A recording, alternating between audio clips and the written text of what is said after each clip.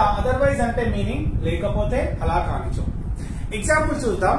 Run fast otherwise you will miss the bus అంటే ఇక్కడ ఏంటి, త్వరగా పరిగెత్తు అలా కానిచో, లేకపోతే you will miss the bus అంటే నువ్వు బస్ ని మిస్ అవుతావు. ఇక్కడ చూసినట్టయితే రన్ ఫాస్ట్ అనేది మనకు తెలిసిన సెంటెన్సే, చాలా సింపుల్ వన్. ఫాస్ట్ అంటే వేగంగా, రన్ అంటే పరిగెత్తు, వేగంగా పరిగెత్తు. లేకపోతే అట్లా కాకపోతే, అలా కానిచో అదర్వైజ్ ఏంటి, you will miss the bus. ఇది సింపుల్ ఫ్యూచర్ టెన్స్. ఈ రెండింటిని నేను లింక్ చేస్తున్నా ఏమని, అదర్వైజ్ ఉపయోగించి. ఇక్కడ ఏంటి, run fast otherwise you will miss the bus, నువ్వు బస్ ని మిస్ అవుతావు అని చెప్పడానికి. Now let's go to the second example. I was ill అంటే నేను జబ్బు పడ్డాను. ఓకే, I was ill అంటే నేను జబ్బు పడ్డాను. అలా కాకపోతే, నేను జబ్బు పడకపోతే ఏంటి, I would have come to the party నేను పార్టీకి వచ్చి ఉండేవాడిని. మనము చాలా క్లాసెస్ లో డిస్కస్ చేసుకున్నాం. I would have come verb number 3 ఇది ఏంటి, అలా చేసి ఉండేవాడిని, చెప్పి ఉండేవాడిని, వచ్చి ఉండేవాడిని అనే సిచ్యువేషన్ లో మనం would have plus verb number 3 ఉపయోగిస్తాం. ఇక్కడ ఏంటి, ఐ వుడ్ హ్యావ్ కమ్ అంటే నేను వచ్చి ఉండేటోని దేనికి, పార్టీకి. I would have come to the party అంటే నేను పార్టీకి వచ్చి ఉండేటోని. ఏం జరగకపోతే, ఐ వాస్ ఇల్ అంటే నేను జబ్బు పడ్డాను. అట్లా కాకపోతే, నేను జబ్బు పడకపోతే. If I was not ill I would have come to the party. నేను ఒకవేళ జబ్బు పడి ఉండకపోతే పార్టీకి వచ్చి ఉండేటోని అనేది అది వేరే సెంటెన్స్, ఇఫ్ క్లాస్ తో చెప్తాము. కానీ ఇక్కడ ఏంటి, ఐ వాజ్ ఇల్ ఇది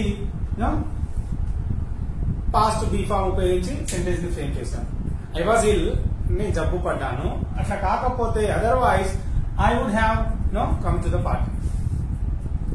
అదేవిధంగా కొన్నిసార్లు సింపుల్ ప్యాటర్న్ లో చెప్తుంటాం. ఏంటి అంటే, వేరేలా అనుకోకు, వేరేలా ఆలోచించకు అని చెప్పే సిచ్యువేషన్ లో డోంట్ థింక్ అదర్వైజ్ అనేది ఉపయోగిస్తుంటాం ఫ్రేజ్. డోంట్ థింక్ అదర్వైజ్ అంటే వేరేలా అనుకోకు అని చెప్పే సిచ్యువేషన్ మన ఫ్రెండ్స్ కి కానీ వాళ్ళకి కానీ.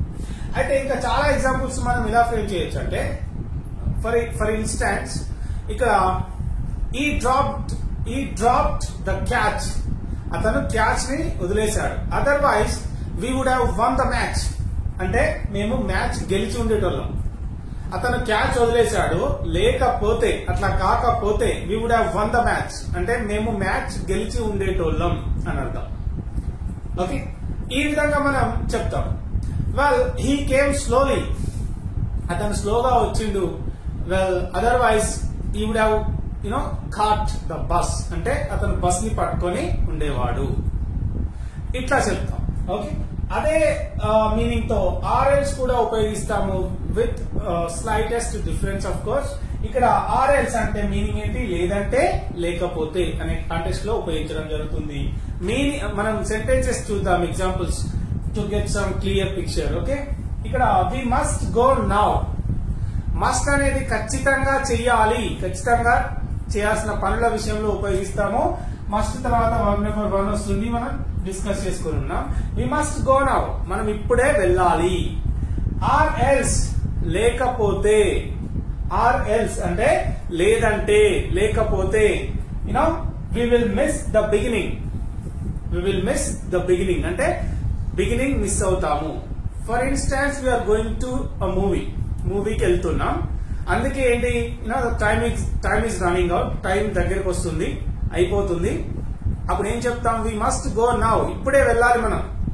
వి మస్ట్ బి లీవింగ్ నౌ ఇప్పుడే మనం వెళ్ళాలి. లేకపోతే ఆర్ఎల్స్ ఏమైతుంది, we will miss the beginning miss అవుతాం, మూవీ బిగినింగ్. వెల్ అదే విధంగా డూ వాట్ ఐ సే నేనేం చెప్పానో అది చేయి.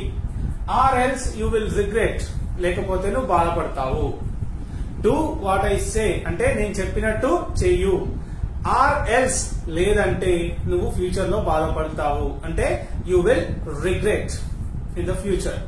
ఓకే, ఈ విధంగా మనం సెంటెన్సెస్ ని ఫ్రేమ్ చేయొచ్చు. అయితే మనం ఆర్ఎల్స్ ప్లేస్ లో అదర్వైజ్ ప్లేస్ లో ఆర్ఎల్స్ కూడా విత్ స్లైటెస్ట్ డిఫరెన్స్ ఉపయోగించవచ్చు. మనకు అది పెద్ద మ్యాటర్ కాదు స్పోకెన్ ఇంగ్లీష్ లో. Okay, it will be fine, మనం యూజ్ చేయొచ్చు. సో గైస్, ఇక్కడ లేకపోతే లేదా అలా కానిచో అనే సిచ్యువేషన్ లో అదర్వైజ్ ఉపయోగించండి, అండ్ లేదంటే లేకపోతే అనే సిచ్యువేషన్ లో ఆర్ ఎల్స్ ఉపయోగించండి. But don't forget to use all these things in to your conversation. ఇవన్నీ కూడా మనం నేర్చుకోవాల్సిందే ఖచ్చితంగా. ఎందుకు